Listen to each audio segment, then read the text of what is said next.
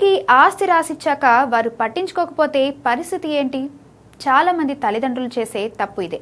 కానీ మన దేశంలో maintenance and welfare of parents and senior citizen act 2007 అనే ఒక పవర్ఫుల్ చట్టం ఉంది.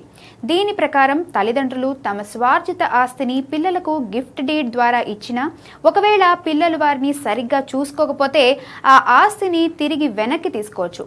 ఇక్కడ ఒక చిన్న ట్విస్ట్ ఉంది.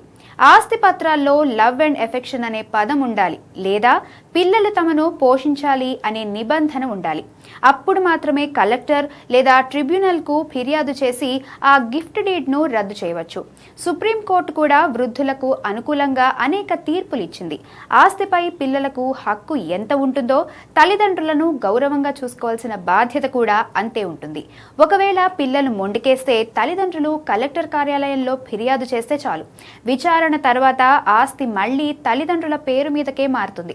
అందుకే ఆస్తి రాసిచ్చే ముందే ఈ చట్టం గురించి అవగాహన ఉండటం చాలా ముఖ్యం.